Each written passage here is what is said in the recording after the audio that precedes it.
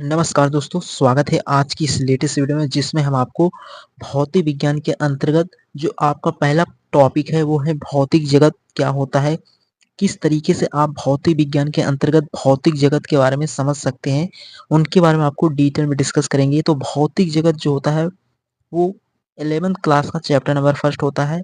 तो ये क्लास जो है वो सभी एग्जाम के पॉइंट ऑफ व्यू से इम्पोर्टेंट है। अगर आप 11th या 12th में हैं तो आपके लिए भी इम्पोर्टेंट है। अगर आप किसी कंपटीशन एग्जाम की तैयारी कर रहे हैं उनके लिए भी इम्पोर्टेंट है। जैसे बात कर लेते हैं, अगर आपके डिफेंस में जो फिजिक्स बनती है उनके पॉइंट ऑफ व्यू से भी बहुत इम्पोर्टेंट होगा। आप किसी भी एग्जाम की तैयारी कर रहे हैं, अगर उसमें फिजिक्स बन रहा होगा तो यहाँ पर हम हर एक टॉपिक को कंप्लीट डिटेल में डिस्कस करेंगे। चाहे वो छोटा टॉपिक होगा फिर भी उसको हम बहुत ही ईजिली एक्सप्लेन करेंगे। तो जो भौतिक जगत होता है वो क्या होता है? तो भौतिक जगत यानी कि फिजिकल वर्ल्ड में हम ये देखते हैं कि जो फिजिकल वर्ल्ड में हम ये देखते हैं कि जो हमारी प्राकृतिक घटनाएं हैं वो किस तरीके से डिपेंड करती हैं किसके ऊपर।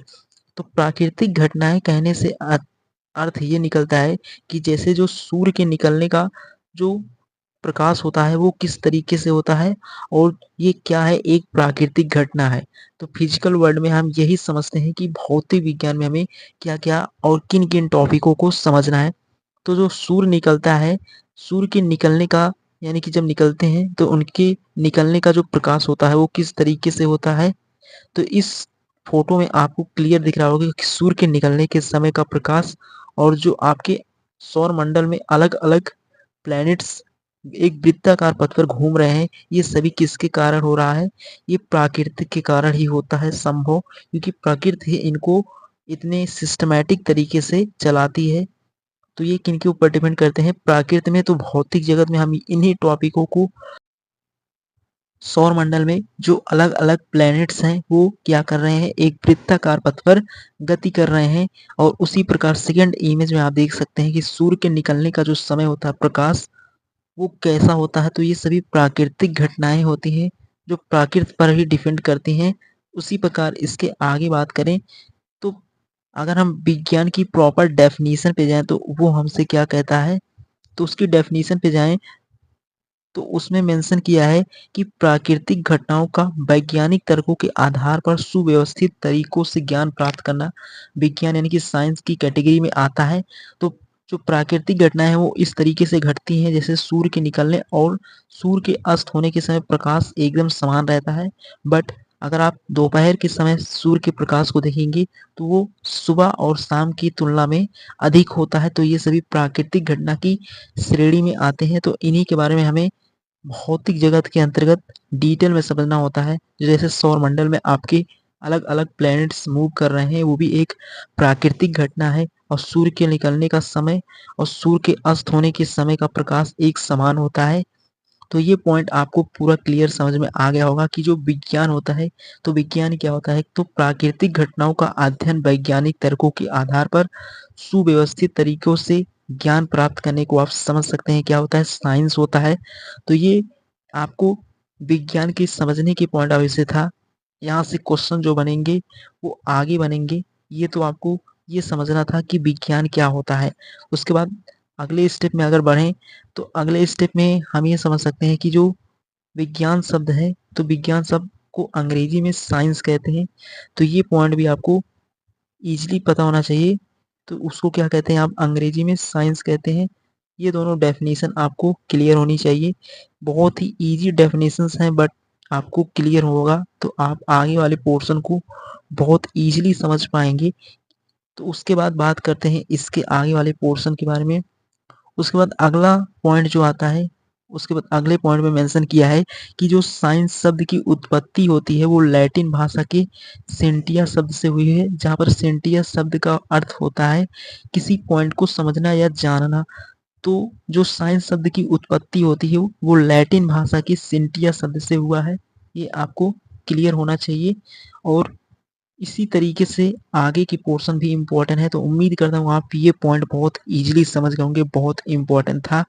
उसके बाद इसके आगे वाले पोर्शन के बारे में बात करें, तो उसके बाद अगले पॉइंट में मेंशन किया है कि जो विज्ञान है, वो कहाँ से आया है। तो विज्ञान शब्द संस्कृत भाषा का शब्द है तथा इसे अरबी भाषा में इल्म कहते हैं। ये समझना होगा कि जो विज्ञान शब्द है वो संस्कृत भाषा का क्या होता है, शब्द होता है, जहाँ पर इसे अरबी भाषा में इल्म कहते हैं। उसी प्रकार अगर हम विज्ञान को डिफाइन करें उसके शब्दों को, तो विज्ञान का अर्थ होता है विधन ज्ञान, यानी कि जो विशेष प्रकार के ज्ञान को आपको समझाते हैं वही विज्ञान होता है। तो विज्ञान में हम ऐसी बहुत सी घटनाओं के बारे में समझते हैं जो अलग अलग वैज्ञानिकों ने घटी हुई हैं, उनके बारे में एक्सप्लेन किया है। आगे आपको पूरा क्लियरिटी आ जाएगी कि किस तरीके से वो घटनाएं घटती हैं, जो आप अपने दैनिक जीवन में खुद देखेंगे। तो वही यहाँ पर उस शब्द को जब हम तोड़ते हैं बी और धन ज्ञान, तो जहाँ पर एक विशेष ज्ञान के बारे में हमें फुल इंफॉर्मेशन मिलती है, वही आपका साइंस यानी कि विज्ञान होता है। तो उसके बाद इसके अगले पॉइंट के बारे में बात करें, उसके बाद अगले पॉइंट में आप ये समझ सकते हैं कि विज्ञान का जो शाब्दिक अर्थ होता है वो विशेष प्रकार का ज्ञान होता है। तो ये भी आपको क्लियर होना चाहिए। तो इस तरीके से हम ओवरऑल जो आपका भौतिक जगत है इसमें ये टॉपिक डिस्कस करते हैं कि हमें ओवरऑल फिजिक्स में क्या क्या किस किस तरीके से किस चैप्टर को समझना है और पढ़ना है। तो इसमें केवल पूरे चैप्टर का यानी कि पूरे जो चैप्टर्स होते हैं उनका सारांश होता है भौतिक जगत में।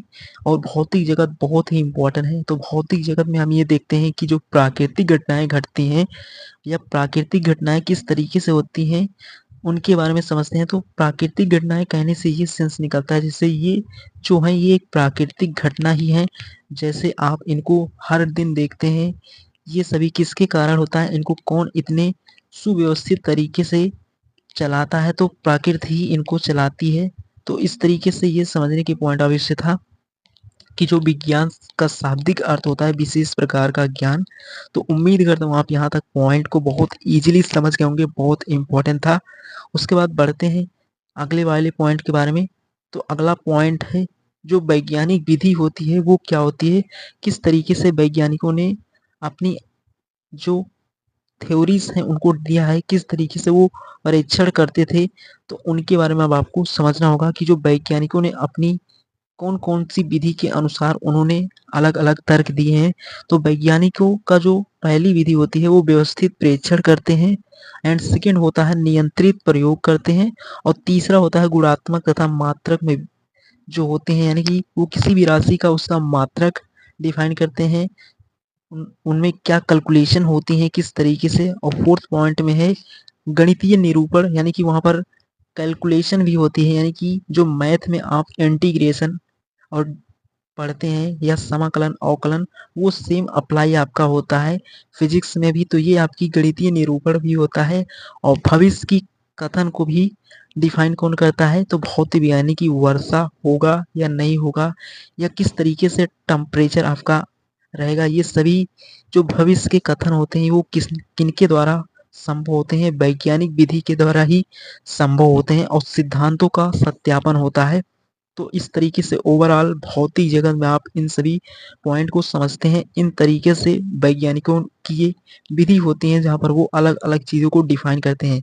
तो भविष्य के कथन में बहुत सी चीज़ें जुड़ी हुई हैं। आप भविष्य में जो देखते हैं कि मौसम कैसा रहेगा आने वाले समय में, या किस तरीके से मानसून एंटर करेगा हर एक स्टेट में, तो ये सभी भविष्य के कथन को कौन देते हैं, वैज्ञानिक विधि के द्वारा ही संभव होता है। तो उम्मीद करता हूँ आप भौतिक जगत को बहुत ईजिली यहाँ तक समझ गए होंगे। बहुत इंपॉर्टेंट था कि भौतिक जगत क्या होता है, आपका समझने के पॉइंट ऑफ व्यू से था, बहुत इंपॉर्टेंट था। तो भौतिक जगत कहने से ये सेंस निकलता है, तो जहाँ पर हम प्राकृतिक घटनाओं के बारे में एकदम डिटेल में अध्ययन करते हैं वही आपका क्या होता है भौतिक जगत के अंतर्गत। इसको हम समझते हैं कि विज्ञान शब्द कहाँ से आता है। तो विज्ञान में हम प्राकृतिक घटनाओं का वैज्ञानिक तर्कों के आधार पर सुव्यवस्थित तरीके से जो ज्ञान प्राप्त होता है वही विज्ञान होता है। और प्राकृतिक घटनाएं हमारी कैसी होती हैं, तो जैसे सूर्य के निकलने और शाम के समय का जो प्रकाश होता है वो समान होता है। उसी प्रकार प्राकृतिक घटनाओं में ऐसी बहुत सी घटनाएं शामिल होती हैं जो हम देख रहे हैं सौरमंडल में अलग अलग प्लैनेट्स एक वृत्ताकार पथ पर घूम रहे हैं, वो किसके कारण इतना सुव्यवस्थित तरीके से चल रहे हैं। तो उनको इतने सुव्यवस्थित तरीके से जो मैनेज करता है वो आपकी प्रकृति यानी कि नेचर ही करता है। तो ओवरऑल भौतिक जगत में आपको ये क्लियरिटी आ गई होगी कि विज्ञान क्या होता है, किस तरीके से आप इसको समझ सकते हैं, सामने वाले को एक्सप्लेन कर सकते हैं। बट यहाँ से क्वेश्चन नहीं बनेगा, लेकिन समझने के पॉइंट ऑफ व्यू से बहुत इंपॉर्टेंट था। तो उम्मीद करता हूँ आप यहाँ तक सभी पॉइंट बहुत ईजिली समझ गए होंगे। उसके बाद नेक्स्ट लेक्चर में हम भौतिक जगत को आगे कनेक्ट करेंगे, धीरे धीरे हम इस चैप्टर में एंटर करेंगे, तो जितने भी पॉइंट होंगे आपको पूरा क्लियर समझ में आ जाएंगे। तो उम्मीद करता हूँ आप यहाँ तक सभी पॉइंट को बहुत ईजिली समझ गए होंगे, बहुत इंपॉर्टेंट था। अब इसके नेक्स्ट वाले लेक्चर को नेक्स्ट लेक्चर में आपको डिटेल में डिस्कस करेंगे। नेक्स्ट टॉपिक को एक नए सीरीज में आगे के पोर्शन में आपको कनेक्ट करेंगे। अगर आप फोकस से देखे होंगे तो इसके इंट्रोडक्शन वाले पार्ट को बहुत ईजिली समझ गए होंगे, बहुत इंपॉर्टेंट था। तो उम्मीद करता हूँ आपको सभी पॉइंट फुल क्लियर हो गए।